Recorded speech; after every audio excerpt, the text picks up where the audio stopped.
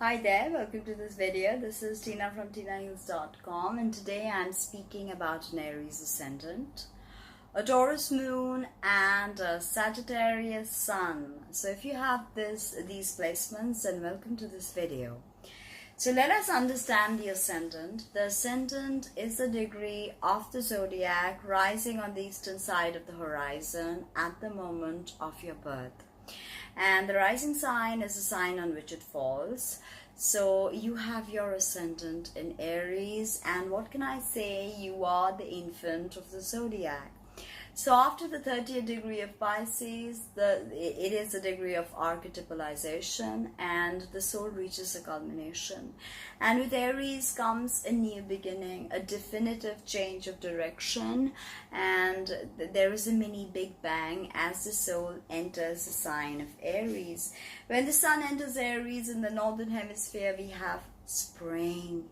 Everything is enlivened and lively and animated. Everything comes to animation.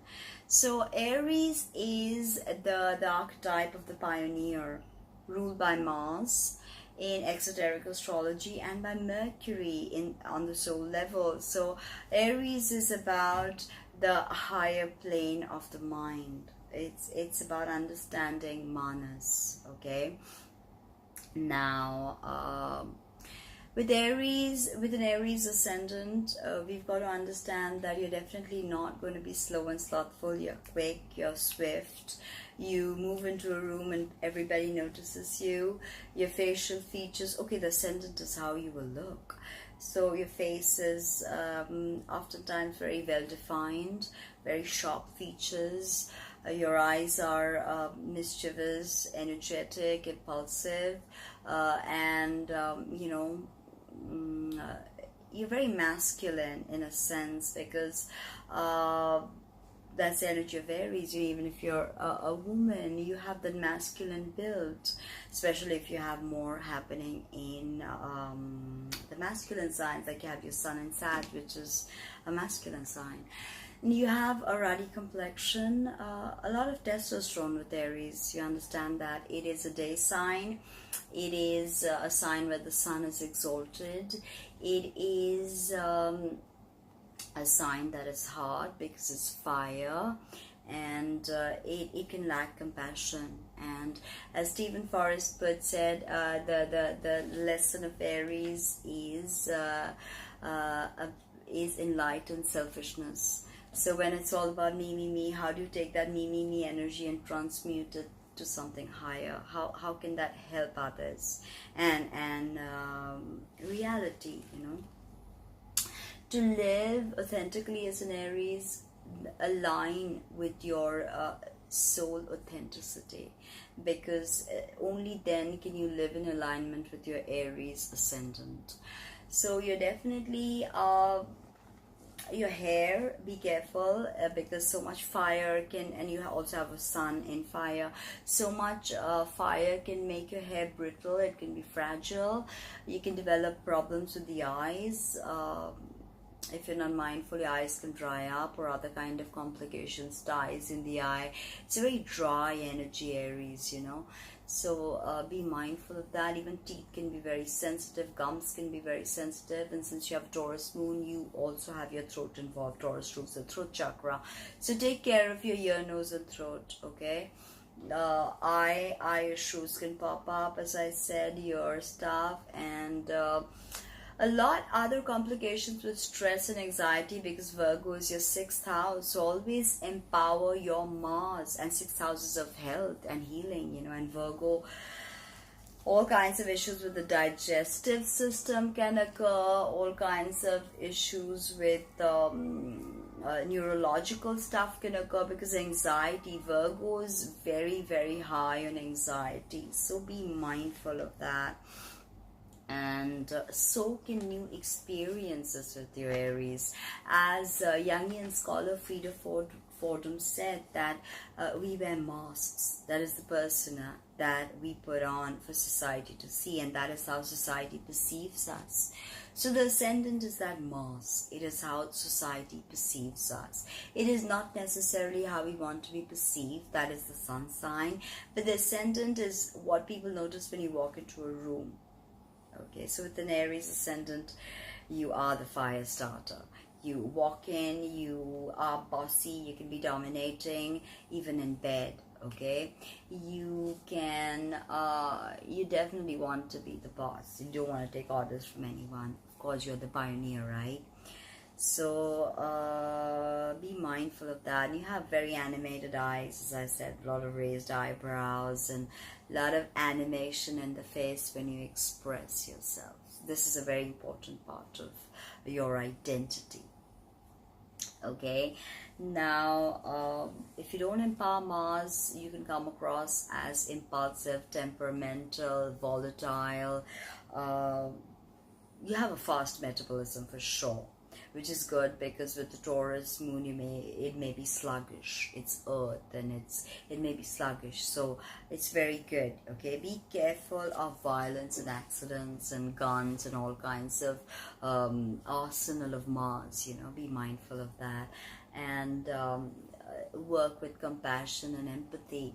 Now, the moon sign is the very opposite of the ascendant. It is who we are deep inside. When the Yangian mask comes off, the moon sign is who we are deep within. It's how we connect, how we nurture, how we emote, how we are as mothers, how our mothers were with us, our childhood, our everyday thoughts and habit patterns. Okay, so till 7, it is the moon sign that shines out in a child. Okay, we can see the moon sign.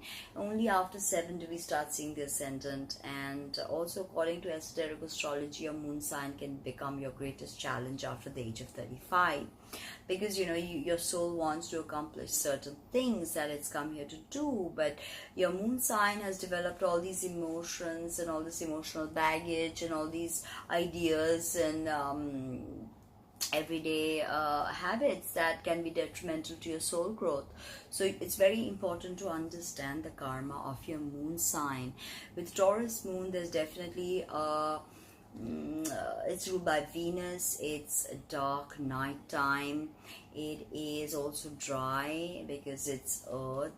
So again, compassion and softness is something you've got to cultivate. It's ruled by Venus on the exoteric traditional level, and on the soul level, it is ruled by Vulcan, the goldsmith of the gods that shape the soul into higher awareness. Okay, this is important because Taurus actually deals with the opening of the third eye. Even the star Aldebaran in Taurus is about opening that third eye that we associate with the pineal gland. It's about higher wisdom, higher truth. Taurus is the archetype of the builder. So your moon sign, you are more fixed.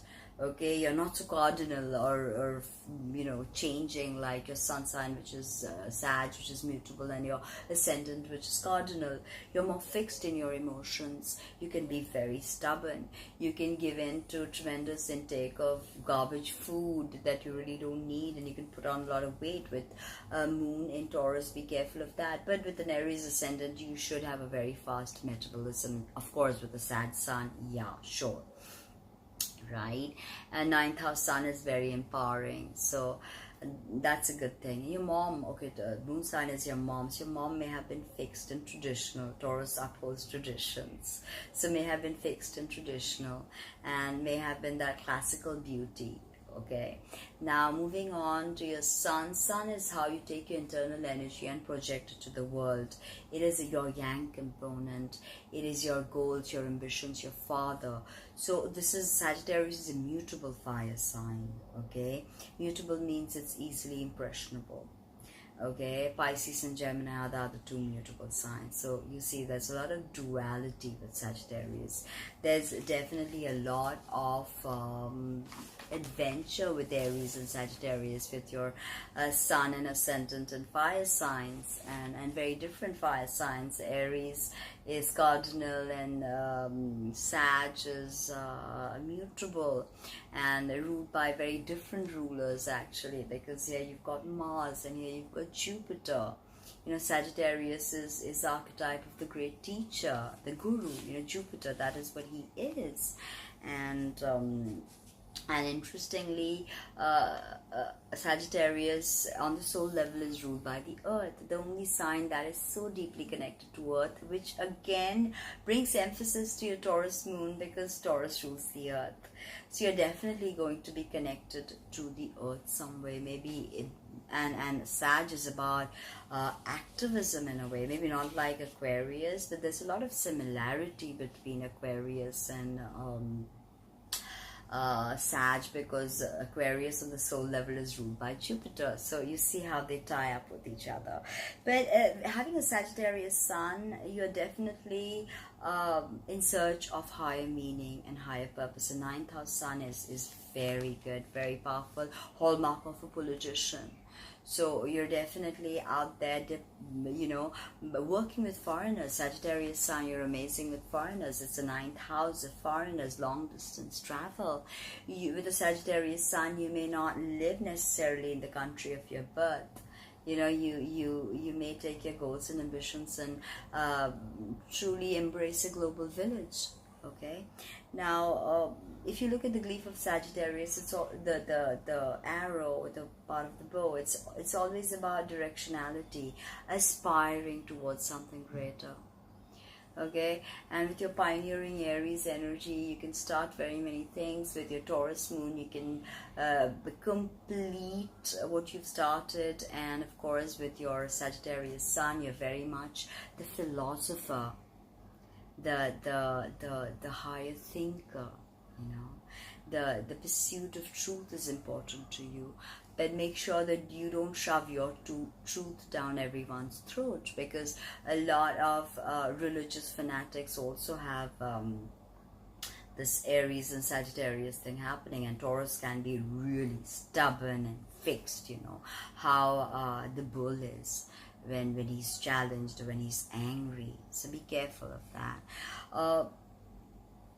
Curiosity. With a Sag sun, you're curious. With an Aries ascendant, you're curious. So go out there and explore and soak into new experiences and truly enrich not just your life but everybody else around you. So I hope you like that video as much as I like making it for you. Like, comment, subscribe, share, and let me know what you think.